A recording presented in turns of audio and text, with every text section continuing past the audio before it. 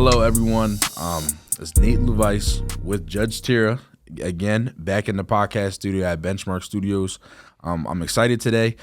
Ryan Tira actually reached out to us, and he wanted to be back on the podcast, and I think he has a lot of questions for me this time. He wants to figure out, I guess my perspective and my outlook on things, and I'm excited to hear what he has, and I'm excited to ask him some questions, too, that I couldn't get to ask him because we had so many people in the podcast studio last time, but thank you for having me back, Nate. I'm excited to just have more conversation about juvenile justice and kind of how you guys are kind of doing it and what's working, what's not.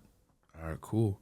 Well, I mean, if you don't mind, I really want to know, starting off, who was Judge Tira before Judge Tira? Like, who was little Ryan? Did you always want to be Judge Tira, or was it who did you want to be when you were younger? No, absolutely not. I never thought about being a judge until I was way into my legal career. I think, when I was young, I wanted to be an athlete. I wanted to play sports. But when you're not maybe pushing 5'10", you can't jump. You got moderate speed. If I'm generous, you start to realize at some point that I'm an average, decent athlete. I'm not. That's not my future. So you start to look for other ways. And going to law school was where I, from a kid, thought that's where I was headed. Didn't know what was going to take me. Okay. And what law school did you go to? I went to Temple in Philadelphia. So I went from Franklin and Marshall here in Lancaster, east to Temple for law school, and I thought I'd be staying in a big city. That didn't happen. So I really ended up going back to where I grew up, and it was by chance. I got married while I was in law school, so I had a little different course than most of the people in law school, and my wife was working, and I was going to school, and it was kind of where we wanted to head. Okay. So I think there's a lot of redirection, right? As far as I think there's a lot of redirection in my life as well, and I think we can really relate to that. Me growing up, I didn't think I was going to be a mentor at Benchmark Program for a nonprofit organization that helps kids reach their true potential through weightlifting. I didn't think that was the case for me. If you asked me when I was 10, 13 years old, I would have told you that jail or death, 100%. And I've accepted that already. How old do you think you were? Probably 10 or 13 years old. So before that, I'm going to ask you one of my questions. Go back before that. And before you had that kind of, this is where my life was going to go, did you have dreams? Do you remember having dreams as a kid before that, this is where I want? I don't remember dreaming as much. I just remember, I remember thinking to myself a lot of times in certain situations, like living in a shelter or something like that. I just remember thinking, this is not where it ends for me all the time. I knew it wasn't going to end like this for me.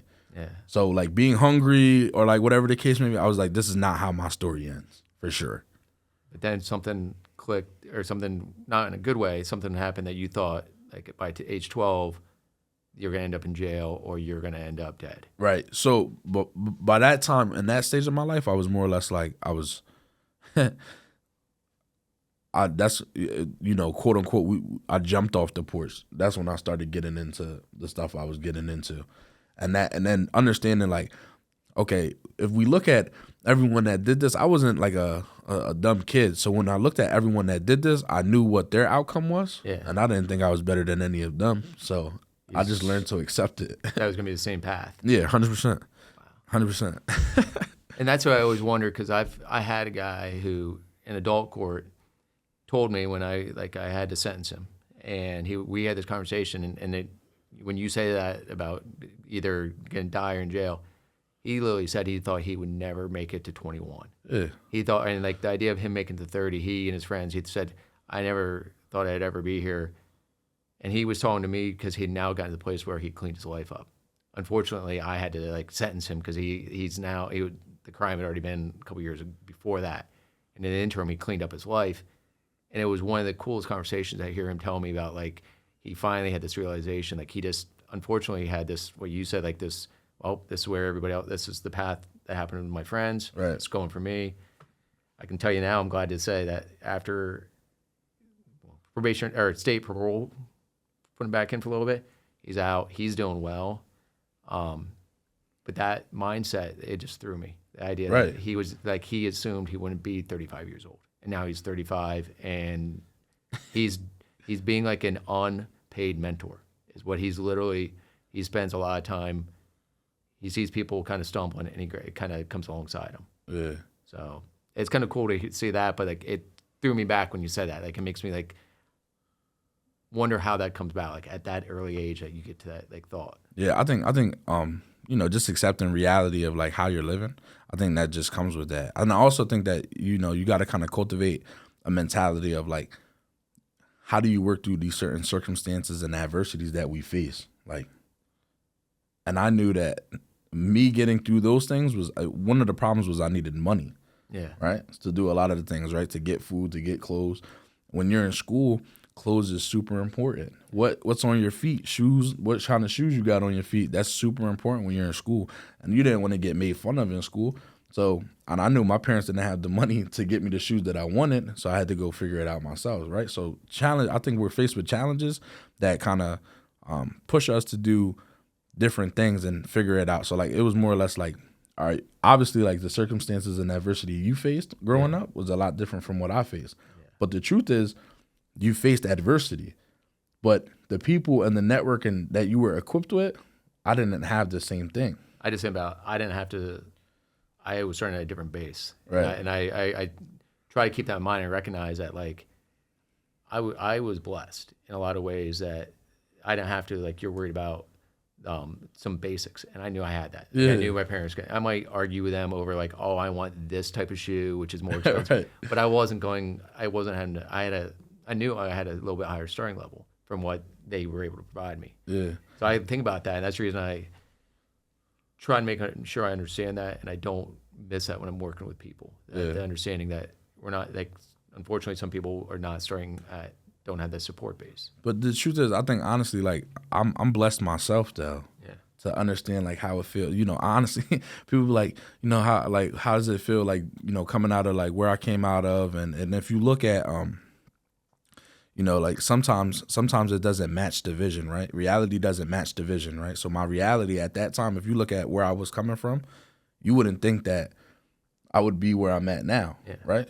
A lot of people fall victim to their surroundings and their environment and things like that. But honestly, I really think I'm blessed though to be in those type of situations and be in that environment, understand it, and then somehow, some way, you know, like I got out of there. I was lucky, right? Yeah. To start thinking differently. And shifting my perspective into a long-term thinking where like, okay, let's line it up so I can buy a house by the time I'm 30 years old, you know? So now it's a lot different for me. But I think I'm blessed because I'm scared to go back. All right. You know? Yeah. And I don't think a lot of people think like that, but I'm scared to. You don't want that. Yeah, I'm all right. I'm cool. I don't want that again, right? I don't want to be back in jail and have to, you know, the guards are telling me, turn off the lights. Yeah. It's time to go to sleep. I'm a grown man. What do you mean? If I want to stay up, I should be able to stay up. They're turning the TV off on us. Sometimes we can't get the remote. I can't watch what I want to watch. No, you're watching this today. It's just what it is. So me understanding that and me knowing that I never want to go back to that, I think I'm blessed as well, just as though you feel as though like you were blessed to have those things. Now, because you work with kids, do you see that same, can you recognize that mindset of, I'm just going to end up going to jail anyway, so this is what I do? Yeah. Can you recognize that in kids? The kids you're working with, and be like, I know that feeling. Yeah, 100%. You can hear it. You can hear it when they speak about it, or they take pride in what they do. Right. They kind of just like you can see it in their face. Like they take pride in, I do this and this and this, and this is how I do it. You've already accepted like, oh, this is my only option, and this is it's a good option. Right, that's your best option. That's what they think. But you know, a lot of times when I talk to kids and stuff like that, and we hear those things, like a kid will talk about selling drugs. Yeah, I'll sit down and break down. All right, how much weed do you get? Let's be real. And they'll be like, all right, well, you know, they might not want to tell me at first, right? And I'll tell them, I said, listen, I'm not anyone that's gonna sit here and report you to anyone. Just tell me. Let's break down the numbers, right? Do you smoke? Yeah, I smoke. Okay, so you smoke weed. You sell weed? Yeah, I sell weed. Okay, how much weed do you buy? All right, I buy let's just say like an ounce. I buy an ounce. How much do you smoke? I smoke every day. Okay, so long story short, we go through the numbers, and I tell them that you don't sell weed to get clothes or help your mom out. You sell weed so you can continue to smoke weed. You're not making any money. And then when they realize that, they're like, damn, I'm not really doing anything, right? Or then we break it down to the point where it's like, you sell weed to help out your family, right? Let's say you are selling weed and you're making profit off of it. You sell weed to help out your family. What happens when you go to jail? Because do you know that, like, how much a lawyer costs? No, let's look it up. How much does a lawyer cost?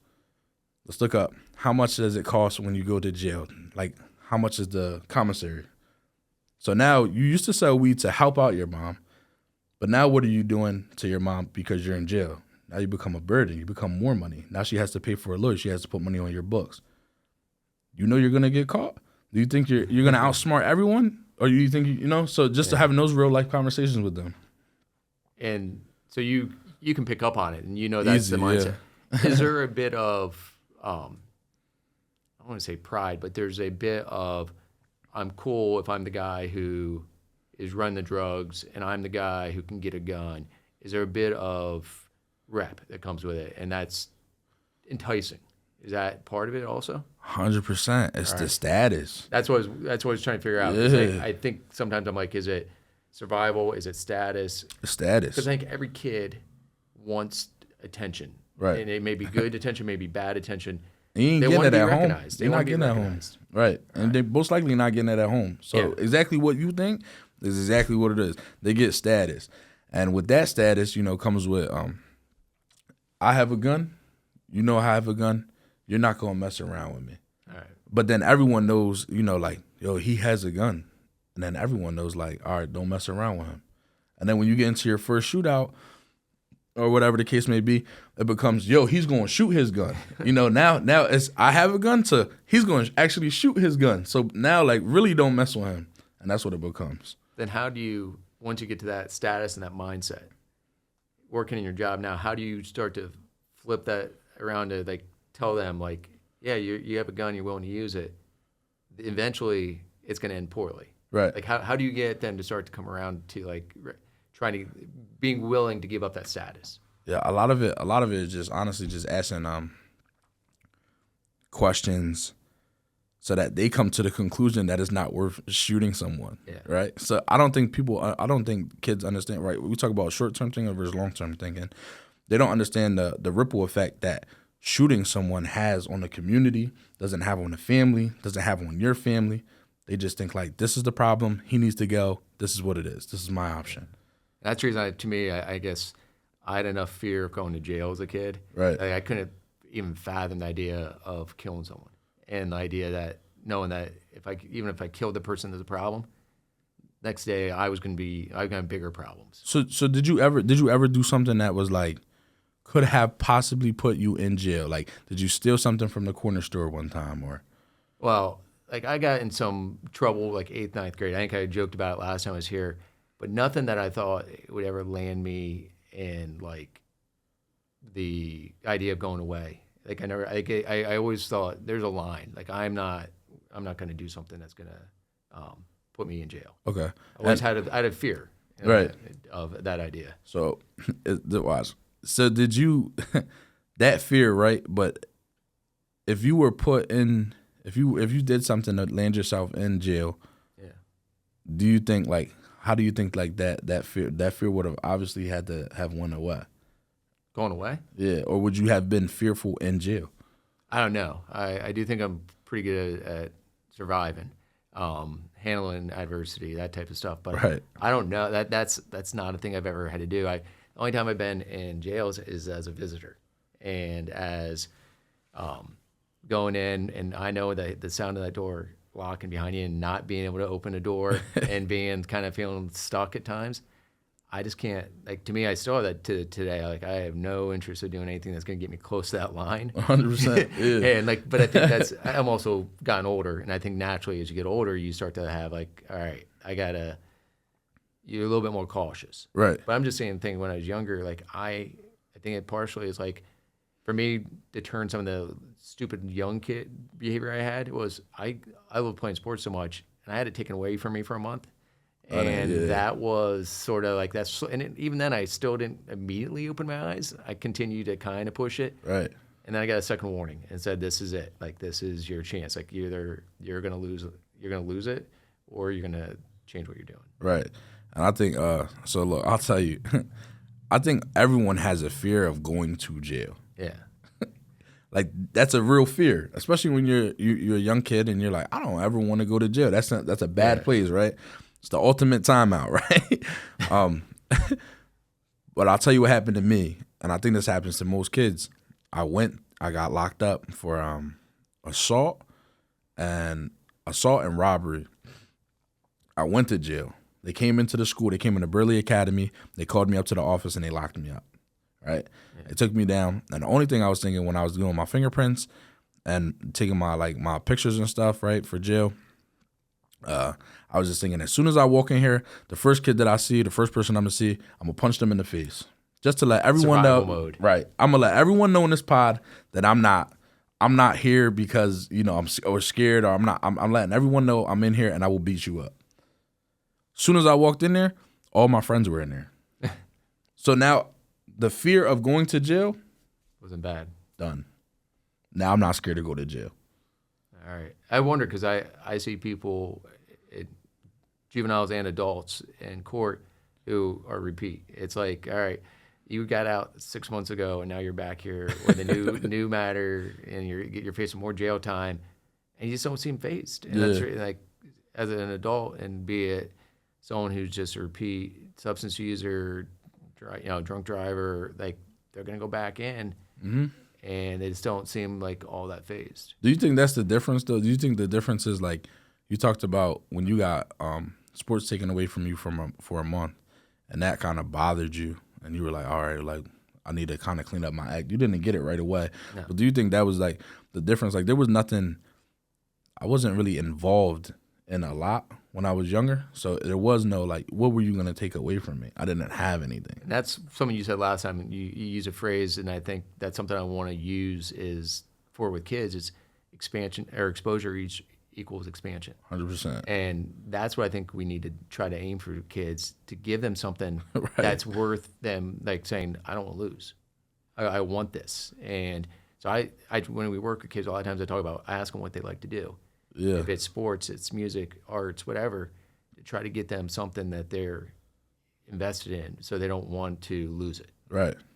And I think that separates you from a lot of people. Like, you talked about on the last podcast, you talked about listening to NBA YoungBoy because some kid told you that was his favorite artist. That separates you from a lot, and that's going to put you, I feel as though, as far as, like, building rapport with kids that you see, it separates you a whole lot, because I know that you're willing to take the time out to listen to what I like, Yeah. What do you think, as far as being a judge, what do you think, like, the most difficult decision that you had to make in the courtroom? What was it, if you could talk about it? I'm just going back because I'm trying to think if there's one particular one. There's hard situations to deal with where it's just heartbreaking to see what's happened. But that's different. But when you're talking about, like, trying to make a decision, and it's typically, for me, it's the kid who is either, if I'm going to be moving a kid, and it can be in juveniles, putting them in placement. It could be a kid who's in dependency, taking them out of the home and putting them with foster parents, or even in custody where parents are fighting and I've got to move a kid. That's the hardest thing, like, to know I'm making the best decision with what's told to me, right, and not knowing what's going to happen on the other side of it. And that's the hardest thing for me, I guess, to try to work my way through, is, like, what is not to, like, because I don't ever want to be like, okay, it is what it is, and the chips will fall where they are. Right. That's hard for me. Okay. How do you? I got another question. How do you, like, view what you do? How important do you think it is? I believe it's really important, especially having someone like you that's willing to come here and ask questions. Like, how do I do it? Yeah. Well, for me, I looked at my job, and I said this after I got on the bench. I thought, I love this job because my job is to get up every day and try to help people figure out a problem and do what I think's right. And as a lawyer, that's not always your job. And I would be, like, candid about that. Is, like, there's many times if you're in private practice, you have clients whose motives and what they want to do, nothing unethical, nothing illegal, but don't make you feel real good about what you're asked to do. Right. It's like if it's a business deal and it's pretty cutthroat, and you start doing things like that, and it just isn't a whole lot of fun. And then I took this job on, and I feel like my job is I look at it like I don't take pleasure in the fact that these people have problems, like either a juvenile coming before me or someone that's in foster care. My whole thing is, how do we help you fix a problem? Mm-hmm. So I love that part of my job in the sense that I get to be like, hey, like to a young man, young woman, be like, hey, what do you like to do? How can we get you to do something differently? Or parents who are struggling with substance use, like, how can we help you get over that or control that so you can have your kids and raise your kids? Because I want you to have your kids back. I don't want your kids going into the system. So that's the reason I importance level, how level people would grade it, I love it. And I think it's the right spot for what I want to do. Yeah. I think it's just, I heard someone say before, like, how you view what you do it impacts how you do what you do. That's a good way to say it. Right. So like you love it. You love like the, helping. That's just what it is. I think we all need a purpose. And 100%. I think in life is that you need a purpose, because if you do a job and you can make a lot of money on it, but it doesn't have a whole lot of purpose for you, you're going to eventually just be done. You're going to be burned out, and you're actually probably going to get worse at it instead of better at it. Right. And I there's a book that Will had me listen to, and it's called Power of Purpose by Les Brown. All right. He had me listen to that book, and in that book he just talks about, I don't care if you want to be a garbage man. Be the best garbage man that you could possibly be. Make sure that every time you're on that block, people know, like, this guy was on my block today. And I think that's what we push and drive, like, into these kids is, I don't really care what you want to be. Yeah. As long as that's your version of success, then I'm just gonna push you all the way so that you can be the most successful. I was excited at a young man who was leaving supervision. He was charged with, at one point, attempted murder. And so he gets through this whole thing, ends up back in the juvenile system, does amazing. And when we were letting him go, I'm like, so what's your plan? And he graduated high school in time. He's like, I'm moving to Texas. My uncle is going to help fund me. I want to raise exotic animals and sell them. And I'm like, snakes, reptiles, things I don't have any interest in. But it made me, like, to me, I'm like, he has a passion. He has a purpose. These are things he loves. It's going to happen because he's not just taking a job just to say, well, I have a job and I'm going to go do this and I'm going to be okay. Right. He's excited. And he was like, I'm moving like halfway across the country tomorrow, and I have a plan how to do this. And I'm like, that excites me. Right. So. There's a difference between a job and a career. A job is something you have to do. A career is something you love to do. Yeah. And I think that, finding your purpose here, and then really, it's rare that you find your purpose. But once you do find your purpose, take it all the way. Yeah. Take it as far as you could go. And I feel like you would never feel like you're working. I think a lot of people here in Benchmark program, this is their career. Their love purpose what you do, is, and you never work a day of your life. That's what it is. Yeah. Your purpose here is to help people, and that's what we love to do. So, you got any questions for me? Yeah, tons. So when you're working with kids, do you actually go to court with them? So I don't go to court with them, but in strength-based skill building program, SBSB, my little brother Tyson, he goes to court with them. Predispo, Terrence, Kev, Kurt, they go to court with them. And as far as suspension alternative program, I'm in the schools. I don't go to court with them, but there has been times where a student would be like, "Can you come to court with me?" All right. And it's like, "Hey, Roman, my manager, can I go to court with them?" And that's cool. They'll just let it. We'll figure it out as far as like scheduling. I just wondered, like, so somebody's there from here, from Benchmark, as an advocate for these kids. Yeah. Someone's there to kind of also a friendly face. Right. Because I think going in the courtroom and being kind of isolated can shut you down. Is that fair to say? Yeah, 100%. Every time I went in the courtroom, I had I used to make sure I put my head down and my hands behind my back because I had hand tattoos, so I didn't want the judge to see my tattoos or like anything, my neck tattoos or anything. So I used to go into court and I used to put my head down, have my hands behind my back. My dad used to make sure that I was standing up straight and I had a little button up on and, things like that. But I think that a lot of people like Justice, she just went into court with a student and, she got the opportunity to, a lot of times the judge will ask Benchmark about the student. And that's our time to share like what we've learned about the student. And listen, this student's doing amazing. This is what they face, and this is what we're trying to get over right now. But this is what we're working on. This is what we've done since we've been working with the student.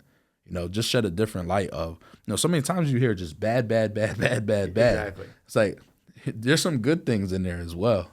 Well, I believe I'm always thinking these kids need positive. At least in my experience, is that they need to hear something positive out of the situation. Otherwise, it's a matter of it's that survival mode. It's like, right. But kind of shut down, wait till it's over, and get out. And whether it's getting through probation at the other end, and you end up at the same spot you started, that's not success to me. It's not just getting you through that 6 months, 12 months. It's the idea of getting you to where you've moved ahead. Right. Now you have something positive going on. 100%. Yeah, I think these kids need something to look forward to. Feel something that like you didn't just get off probation, you accomplished this and this and this and this while you were on probation. So many times I was on probation since I was in like 7th grade, and I just got off of probation when I was like, I think May or something like that. So I've been not this month, last year. So when I was 26, so I've been on probation my whole entire life. But honestly, I've never had a probation officer that was like wanting to help me accomplish things or like wanting to, hey, listen, there's a job opportunity over here. Never. It was just come in here, pee, your pee's clean, all right, get out. That's it. That was it. So when you were in juvenile probation, do you feel like there was times you could feel yourself kind of going back down the same path? And yeah, I guess what I'm asking, like, was there times in juvenile probation like, all right, I'm going kind of in a good path, or was it always that I'm just trying to not get caught? I'm not trying to get caught. That was what it was? The entire time. That's what I don't want to get caught. And so, like, your interactions with your probation officer were pretty much stay away from them because it's one more chance to get caught. Yeah, 100%. All right. And when I go in there, it's all yes, ma'am, yes, sir, no, ma'am, no, sir. It was all that. That's where I love to hear this, because I'm like, how do we move beyond that? Because if the probation officers allow you to just do that, nothing's changing. Right. Right. And so like, we have to think about how we change or interact in a way that you have to probably slow down. Yeah. And actually open up. Right. So I don't know how that works. How do you guys do that to get kids to open up? How to get kids to open up. Yeah. That's how to get kids to be vulnerable, right? Yeah. So, and where we come from, right, in the streets, vulnerability is looked at as weakness, right? It's looked at as adults in every world, right? In my world, and you need to be able to. Vulnerability is a weakness. 100%, and it's crazy, right? Because I just created a lesson on vulnerability, and Brene Brown, she wrote a book called Dare to Lead, and she talks about vulnerability in the book, on how important it is, and her book is called Dare to Lead. And leaders need vulnerability. But how you do it is you need to be vulnerable. Yeah. So the kid's looking at you and, you're behind the desk. You got a good job. You got pictures of your family up on your desk and stuff like that. You come from some, in their head, they're like, you probably never went through no type of adversity or, you didn't went through nothing. You got this job and everything was made for you, not knowing that you went to Franklin and Marshall, right? Yeah. A crazy school where like you have to be really intelligent. Went to Temple, went to law school. All those things is difficult to do. They don't understand that though, right? So I think you need to be a little bit vulnerable with them. So give them a little, and they'll give you a little. All right. It's just hand in hand, right? If I give you something, you'll give me something. I scratch your back, you scratch my back. Let me tell you how I'm a real person. Just because I'm behind this desk and you think that I just want to lock you up, it's not the case. Actually, before I actually got in trouble with the cops before. And then all of a sudden they're like, oh, you're a probation officer that got in trouble by cops. So how did this happen? Because I always try to think of the line for me of like, because I have my own kids, how much I share and how much I don't. Because some of my kids are the same age as the kid in front of me. So I share a little bit about, because my kids aren't perfect. Right. They push us in, the way they want to do things. But like sometimes I'm like, is that how that's received? If it's like, we don't want to hear about your kids, like I got my own problems, I don't need to hear about your kids, I don't need to hear about you. You're telling me that's better? share a little bit of that, or Nah, so they don't want to hear about your kids. all right? Because you're going to tell them about your kids, and they're just like, you ever tell somebody a problem and they tell you about their problem? Yeah. And it's like, did you even listen to my problem? It's not that. It's more or less like, they tell you about your problem, you're like, damn, that's crazy. Never say I understand, because you don't understand. Because even if you went through the same exact situation, you don't understand how I cope with it. So you don't understand how I felt. I think it's more or less like sharing something that you did, something that was embarrassing for you, something that you went through. Right. And then it's like, oh, this person's real. Right. I know your kids are real, but this person is real. Who I'm talking to, the judge, Judge Tira, you're real. Because you went through this, and this happened. So now I know I can trust you. I can talk to you. All right. I think that's how it works. And that's hard. Yeah, it's difficult. That vulnerability thing, that's hard at all difficult. levels to put that guard down. So a lot of times, right, like, and I'm not saying like you could go in there and say, yeah, you know, a kid's talking to you about that has a gun charge. I'm Judge Tira right now, and I can't say, yeah, I've got shot. The bullet stuck in my L2 in my lower spine. I lost 4 liters of blood, right? I was at a party, and I robbed a party, beat someone up in the backyard, and then I ended up leaving and getting shot. You can't do that, right? I don't have that story. Right? So, but at the same token, you do have a story there, right? You played football. You faced adversity playing football. You played sports. You know what it is to lose, right? You know how it feels to win. So you had things that like I can relate to.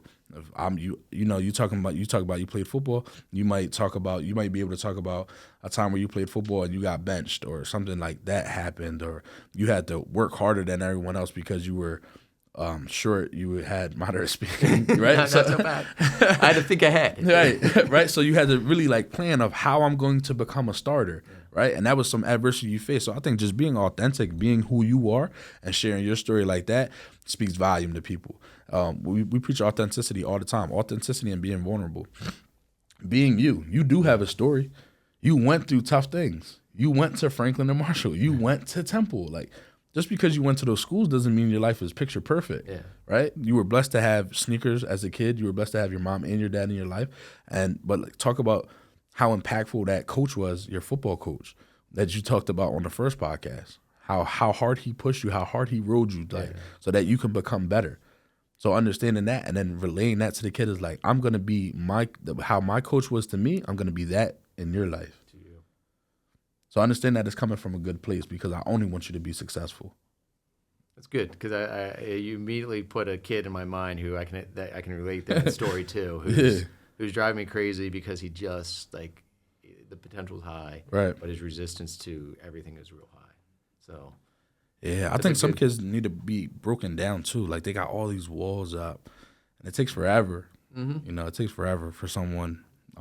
But I think something you said last time stuck with me. Like, no matter whatever's going on, Will and the guys here were with you. Like 100%. And that's what I like. To me, is like trying to convince these kids that we're not going anywhere. Right. Like, good or bad, I won't be happy with the bad, but like I'm here and I'm still trying to work with you to get you to the positive. Right. And I want to try to make that known to those kids. Yeah, and understand that like, you know, you want the best for them, but understand that like they need to understand that you're not gonna not let it go bad. Like if that's what you want and you want to take it there, I'm willing to take it there right with you. Yeah. But I really want this to go well.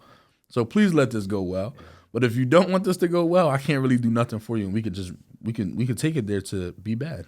So in those situations where say we're struggling and kids been around, we feel like we have built a little bit of a relationship, but they're kind of struggling with some of the behaviors.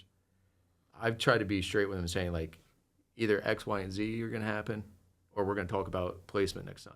Right. Like, is that a good tack to be just straightforward? Like, I'm trying to be straight with them because I don't want it to be, hey, good job, Johnny. You just fix up a little bit. And, like, they come in and the next time they're like, what do you mean? Like, we're talking about me going to placement. Yeah, I think I don't think the question is like, oh, if I do something, I'm going to end up in placement. I think they know that. So when you tell them and you're straightforward with them, which some people need, like me, I need someone to be straightforward with me in black and white. This is what it is. This is what you need to do. And I appreciate that. With kids, I feel as though it's just more or less like, I never really tell them like, this is going to happen, this is going to happen, this could happen. I ask them questions. So like, all right, so a kid, for example, a kid comes in with a gun charge to your courtroom. I would ask the kid, what do you think I should do? I've done that.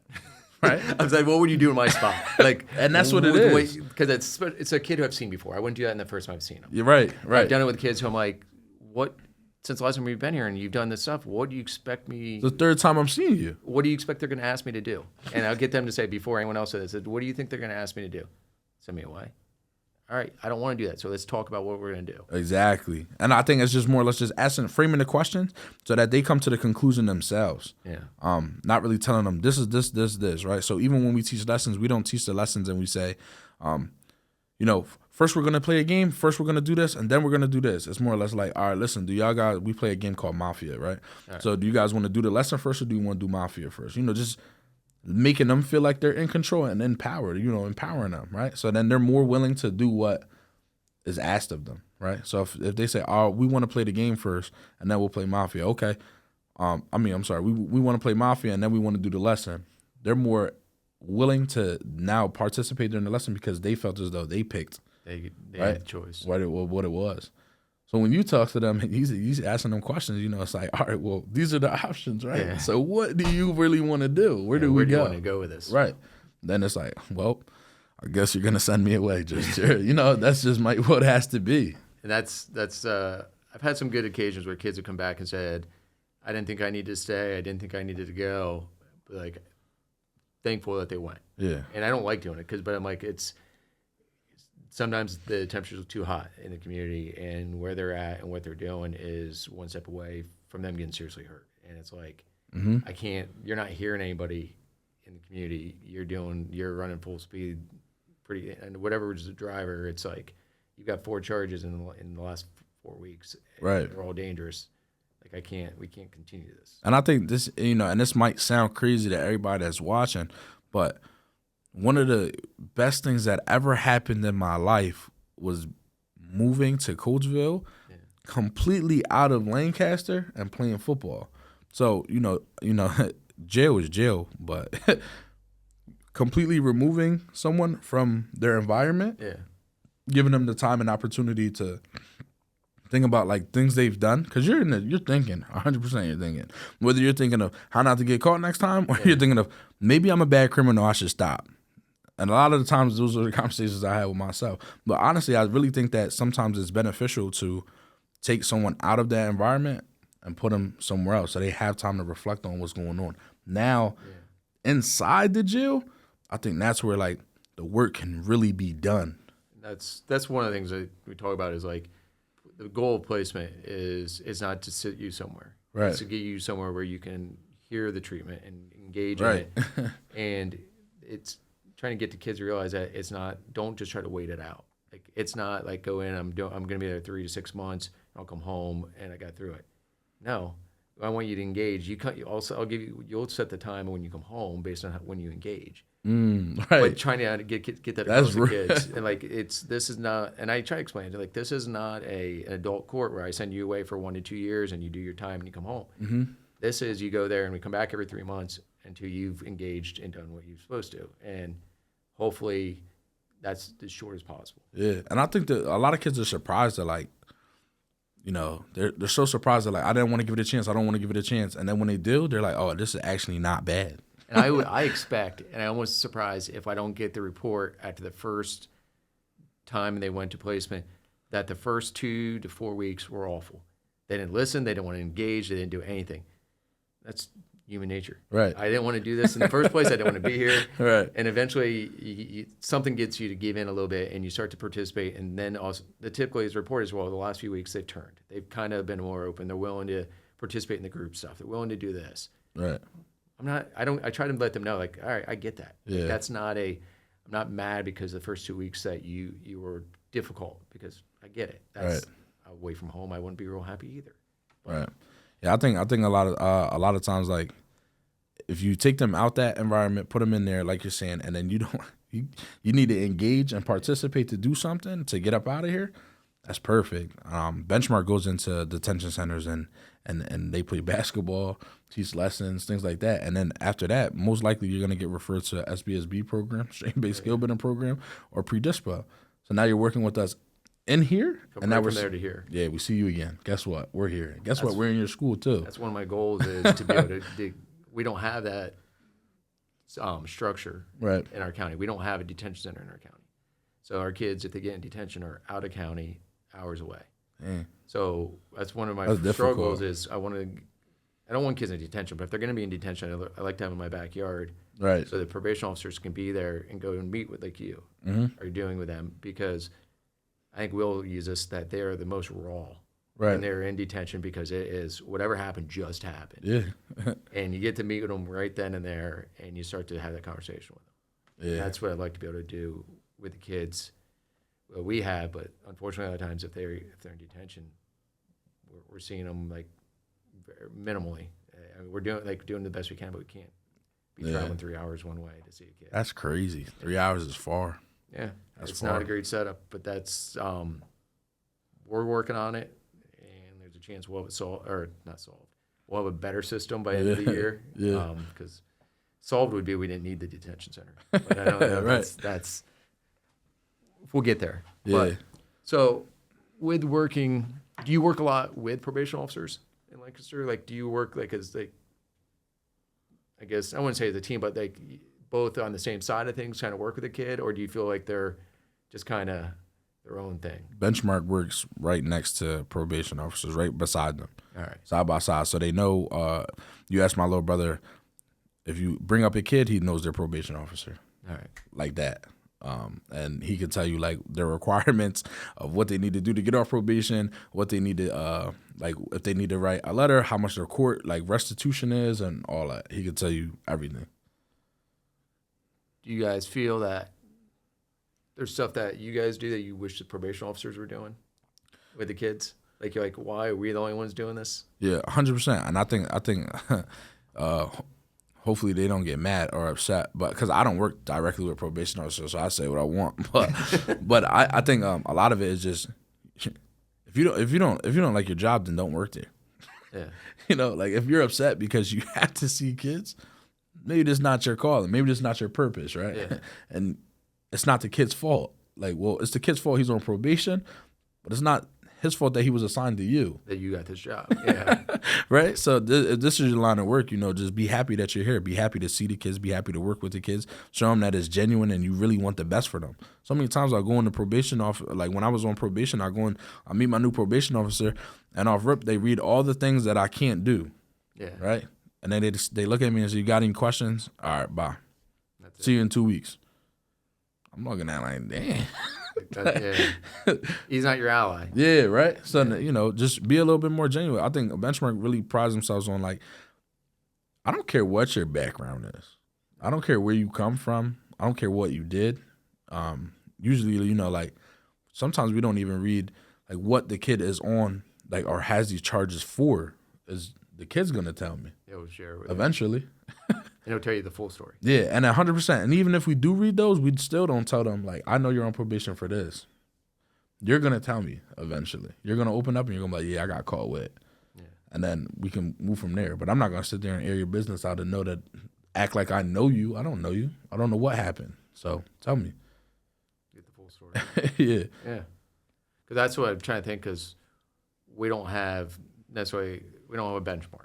Right. So I want to be able, like, part of my idea is, like, I want to take some of the stuff that you're doing Yeah. and have the probation officers in our county do that. Yeah. So, like, I'm trying to, like, steal as much as I can in a positive way of doing that. So, like, stuff that you see that you guys do that you think probation could handle, and you're filling in the gap just because they're not doing it. I think honestly, just the like what you do in the courtroom. Yeah. What do you like? Asking them what they like. Maybe have a Google Doc of each kid and literally write, this person's favorite color is blue. And just everything down. Yeah, just all like, the details. You know, that's the little stuff so that when, you know, I'll talk to you and you're like, oh, did you see that Ohio State game? That was a tough game. Y'all lost to Oregon, right? That hurt, didn't it? Right? So then Yeah. I'm like, oh, yeah, you remember I like Ohio State. And I'm more willing to talk to you. I'm more willing to do what you need me to do. Right. You remember those things. That's the small things. People, you know, like, you have a wife.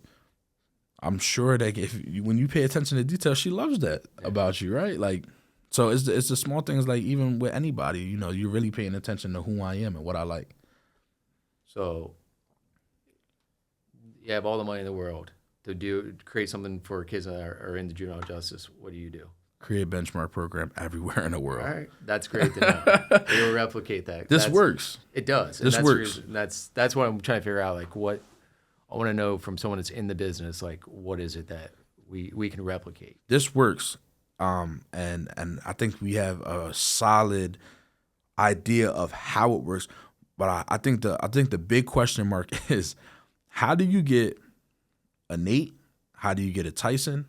How do you get a Will, a Whit, a Roman, a Justice, a Kev, Kurt? How do you get the people that work here in that other building and work the same way? How do you get them in each county? Exactly. How do you find these people in each county? Where do you find these people? Will found me right out of jail. So I and that sounds crazy. No, but it doesn't because I'm like the people who like in the substance use world, I forget the term they use.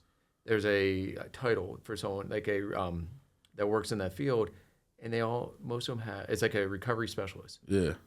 Most of, like the number of them that have experience, like their own personal like story, right, is high. So it's not unusual that someone that has experience is better than an education. Because I mean, like you understand it better than I do.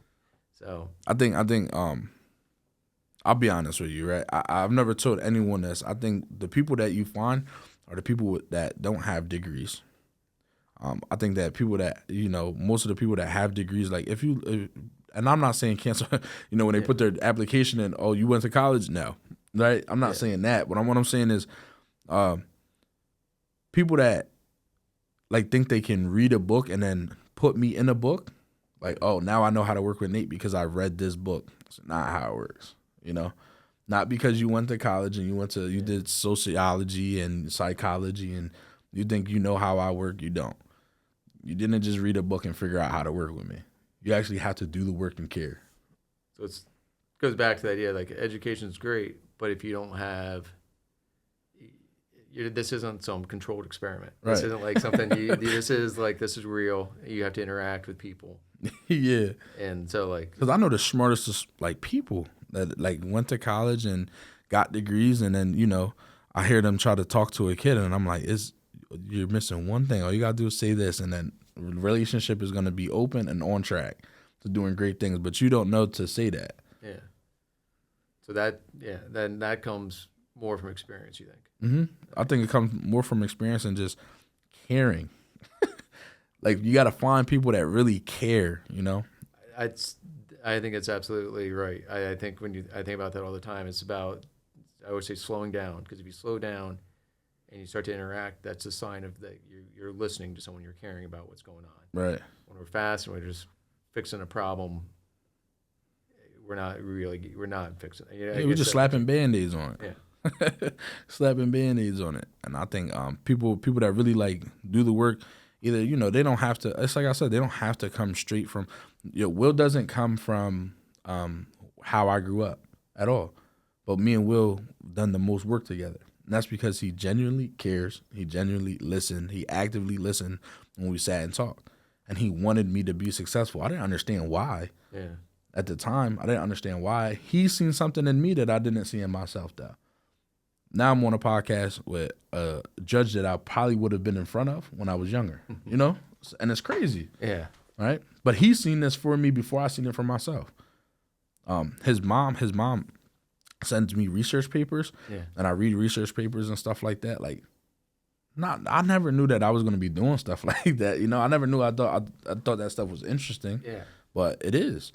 And they showed me that stuff and then exposed me to that stuff where I took it and ran, Not all kids are going to take advantage either. No, but I think there's an opportunity with every kid. Right. And because just the way you talk about that, because I see when these kids in front of me, I'm like, they have the potential in some of these kids is so high, and it's like a matter of getting them one to, I guess, believe in themselves. I think that's part of what you're saying is, like, Will gave you that little bit of confidence to believe in yourself too. Mm-hmm. It was more like he was bringing me to meetings and stuff like that, and I said that, like, and I didn't talk, and then he encouraged me to speak in these meetings and things like that. Now that I feel confident enough to sit down with you, and I can say what I want to say and feel confident in articulating myself and using the correct verbiage and things like that in order to get my point across, right? So now I can be in these rooms. So he built that confidence in me, though. I was always confident though. Yeah. I always thought I was that guy. Yeah. Right? Even when I was in jail, I thought I was that guy. But turned out I wasn't. You were in a different way. Yeah, right. And it wasn't leading you to good places. So. Right, 100%. So, he just kind of more or less was like, yo, bro, you can hang with these guys and you can throw punches with these guys as well. And then showing like look, you do this in this world, right? This is how you do it in this world. This is the professional world, though, and this is how we do it. And then I'm like, oh, okay, I see it. Because in the professional world, it's a lot like the streets. Sometimes it's really dog eat dog. Yeah. And sometimes you need to, sometimes old Nate comes out at times, like in certain meetings and things like that, where I just need to get my point across or whatever the case may be. But I got to know how to, all right, relax. We're not about to fight in this meeting. So, you can still have the same passion, just it comes out different. 100%. And there's a book that it's called Hustle Harder, Hustle Smarter. 50 Cent wrote it with another author, and that book kind of just put in perspective like who I am. And 50 Cent from this got shot, whatever the case may have been, and turned into this professional world. He talks about the similarities and the differences, and that kind of put into perspective how I need to maneuver in certain situations. Because I had a couple other questions we dealt with kids. Other one about the system. So I asked you what you would add. What would you get rid of? What would I get rid of as far as what? Like the system? Just for what you see in probation, you see in the courts, you see just stuff with working with kids. Like what's another, like I guess the thing that gets in the way? Court calls, money. All right. Yeah. Most likely I'm in this trouble because I don't have money. Yeah. And then you're gonna ask me for $10,000 and fines, damages, and things like. I don't have the money, so now I'm set back even further. And my mom and my dad's beating me up because they getting hit with the fine, Yeah. So they're upset. The money is. Sometimes I think it's ridiculous. One of my friends just got a speeding ticket the other day, and it was like on the, and I don't think you can change this, but on the ticket it said like emergency vehicle. There was no ambulance that came out, and that was like the most expensive thing on the ticket. The ticket itself was like $50-$60, but it came out to $220. What are all these extra fees that's going on? Taxes. Yeah. So all they are is a way to pay for. It's how we tax everyone, and it's crazy because you're right because the speeding ticket's small. But to pay for everything else it's just a tax. Yeah, we need to figure. But in the juvenile world, that's interesting to say because like we see it all the time, and we try not to hold that against kids in the sense that it prevents them from being off probation, because it doesn't keep them on there, and try to figure out ways. One thing, and tell me if you think this is good or bad. We will give kids extra community service to pay for their cost and to pay for their restitution and to basically work off their debt. That's perfect. Is that good? I think it's great. I literally was just going to say, I was just literally going to suggest, why can't kids figure out how to work and pay those things off? Like, sorry, cool, you give me a $5,000 fine. I'm cool with the $5,000 fine if you tell me how to get money the right way and I can get this paid off. Because the problem we have is you have a kid that has $500 in restitution. He's 13. He can't get a job. Right. So what's he going to do for $500? Like mom, dad, and as you said, that's not going to help him at home. So what's he going to do? He's going to try to give him community service and right. say, you do community service. There's a fund that money can be taken out to pay restitution for you. Yeah, and I think that's a great way to go at that problem. But I do think that like those fines and court costs is crazy. I still got fines and court costs. I'm still paying them. From as an adult or as a juvenile? Both. They just combine. Really? Because I know, like, I always think about, like, what we have. Like, each case a kid gets in juvenile in our county is $105.25. That's court costs. And then if you broke something or you destroyed something, then that's restitution that's just going to get tacked on top of it. Right. 5-6 cases, you're getting up there a lot of money pretty quick. Yeah. And, so I still have things that I'm still, like, paying off. And, of course, I was that guy that was like, I'm gonna do a payment plan and I'm gonna pay $10 a month. I'm gonna be paying $10 a month for the rest of my life. Absolutely. So instead of just attacking it and just being like, all right, let's get this done and let's get this over with, I'm one of those people that's like, okay, I'm gonna pay $10 a month, right? So not addressing it fully, because I'm still upset that I still have to pay $20,000. But I did it. So I need to accept it and what comes with it, and the damages that I made. But yeah, I think that's great. I think that's great that that's an option over there. Well, and so shifting gears a little bit on you, questions because you work with kids like more directly than I do. What are like common conversations, like topics? Like what is like the center, like the kids, like what's their focus? So usually their focus is what's the importance, what's the like relevance of school? Why do I need it? I need money.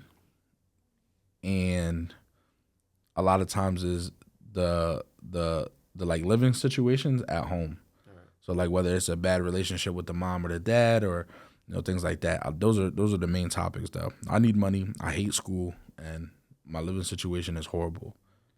So when they hate school, what's the discussion like? How do you address that when they're like? Because I deal with kids like that, and that don't want to come to school. They're truant. School's it's worthless. I hate it. Yeah. How do you talk about it? Because I struggle with time trying to get to some of these kids. I tell them the same thing. I say, listen, I hate school too. And I tell them, I said, I don't see why, school is here and is not teaching you a lot of things that are applicable to your life now. But I think it's just one of those things that no matter what, you have to do. What do you want to do in life? What does success look like to you? Most of the time, success looks like to them is a lot of money.